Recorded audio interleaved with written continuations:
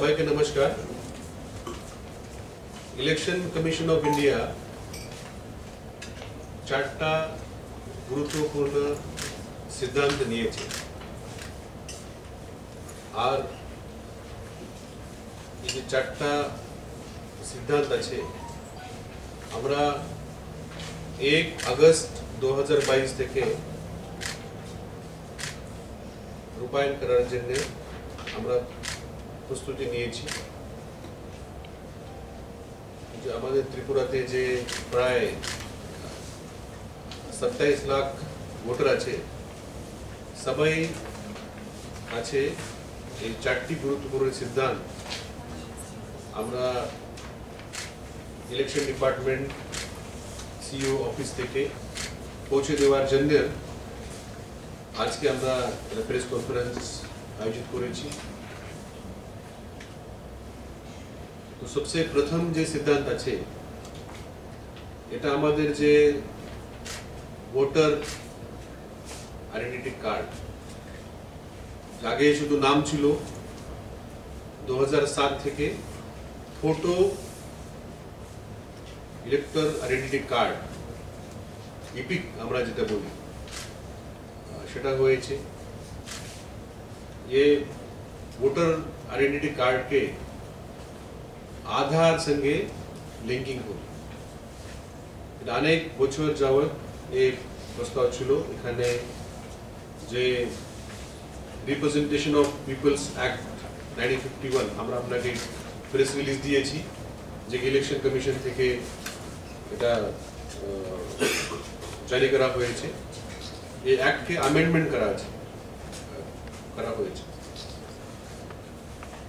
Parliament থেকে pass হওয়ার পরে অনেক দিন সুপ্রিম কোর্ট মধ্যে ওটা ইস্যু ছিল কি ভোটার আইডেন্টিটি কে আধার সঙ্গে লিঙ্ক করার পরে কি ফায়দা হবে কি নুকসান হবে এসব আলোচনা আমাদের গোটা দেশেই অনেক সময় চলে, কিন্তু ফাইনালি যে বেনিফিট আছে विशेष করে আমি বলবো এই যে ডুপ্লিকেট ভোটার তো একই নামে অনেক জায়গাতে নাম অন্তর্ভুক্ত করা আছে এরকম একটা পার্সেন্টেজ আছে অবশ্যই আছে। নরমালি আমরা কি করি নাম সফটওয়্যার দিয়ে আমরা নাম ট্যালি করি, এটা হইতে পারে একই নামের দো আলাদা লোক থাকতে পারে তাহলে আমাদেরকে ফটো ম্যাচ করতে হবে अथवा इपिक नंबर मैच करते हुए तो যখন ধরেন ত্রিপুরা তো ছোট রাজ্য 27 লাখ ভোটার কিন্তু বড় রাজ্য উত্তর প্রদেশ মহারাষ্ট্র রাজস্থান বড় রাজ্যের মধ্যে কোনো ভাবেই সম্ভব নয়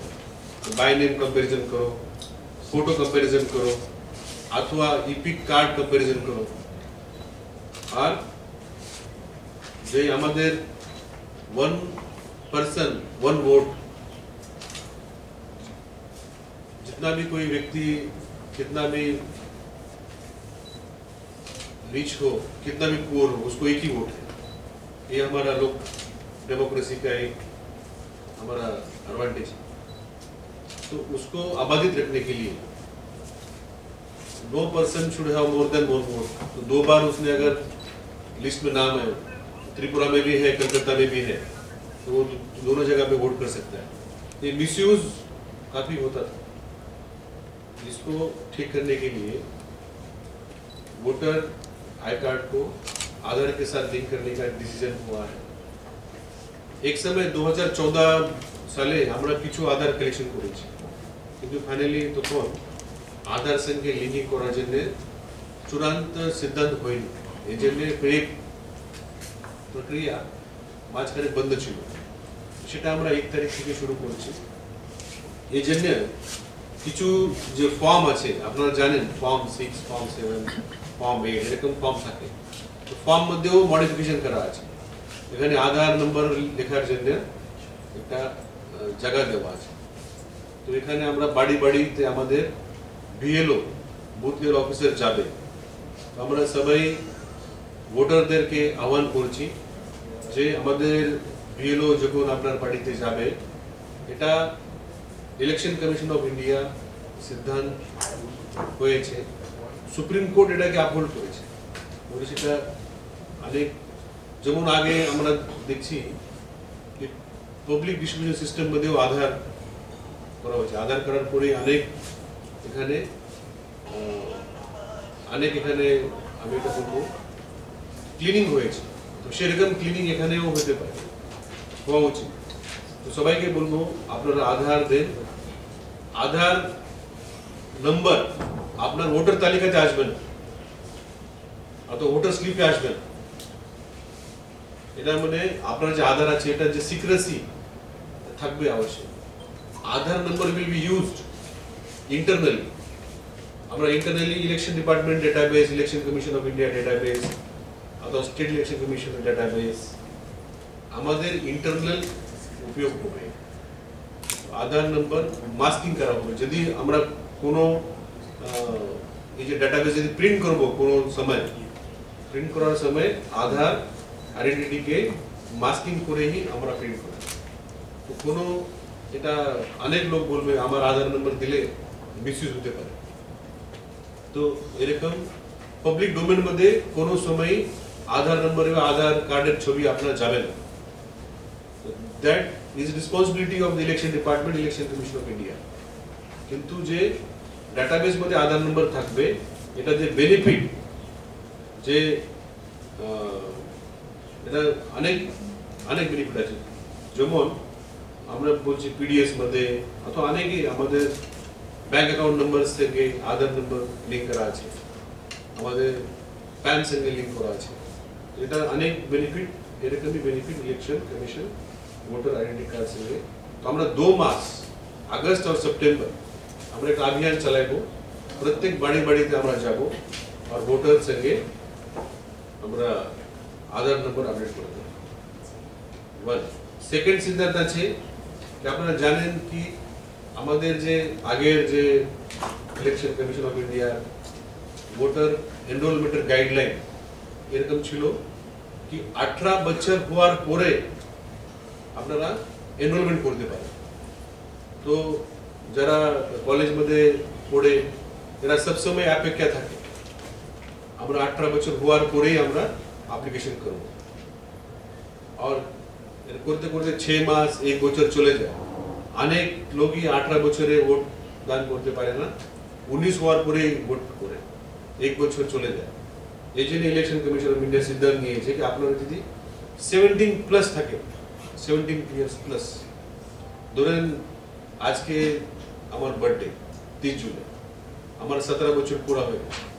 18 বছর চালু হয়েছে তো আমি আগামীকাল আবেদন করতে পারি ঠিক আছে অবশ্যই আমি আগামীকাল তো ভোটিং করার অধিকার পাবো না আমি 18 বছর হওয়ার পরেই পাবো কিন্তু ওনার নাম ভোটার তালিকাতে আমাদের লিস্টে থাকবে আর 18 বছর হওয়ার পরেই ভোটার লিস্ট মধ্যে প্রিন্ট হবে অথবা ওনাকে ভোটার আইডেন্টি কার্ড আমরা দেব তো প্রস্তুতির জন্য 1 বছর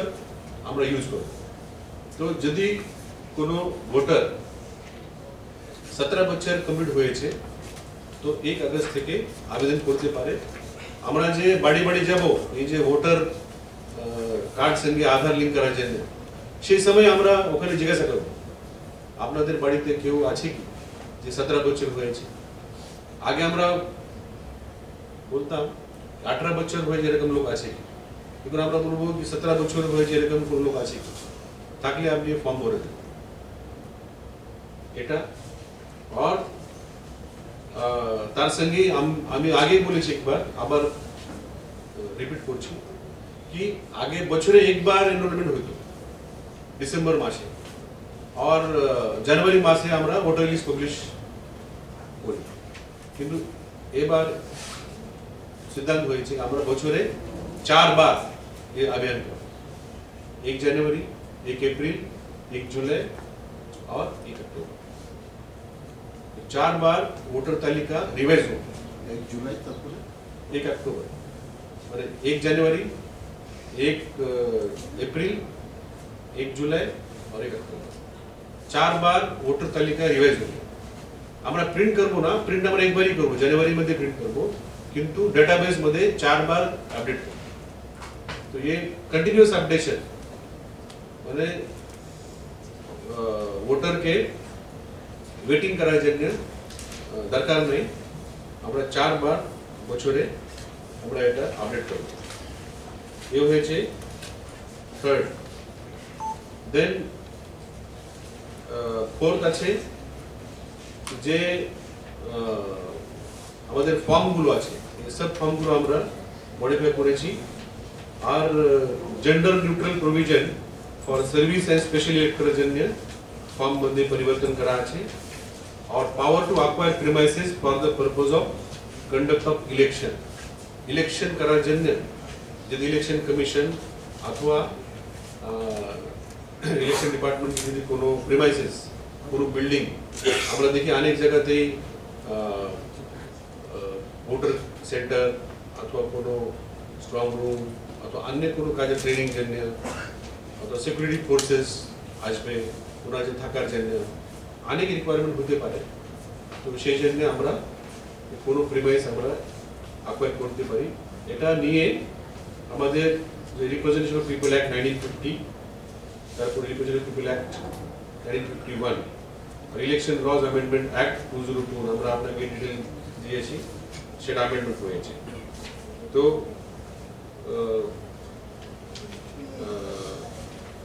ফাইনালি আমি বলবো कि वोटर सभी वोटर हमारे के इलेक्शन डिपार्टमेंट के डिस्ट्रिक्ट मजिस्ट्रेट के एसडीएम के सहायता करबे।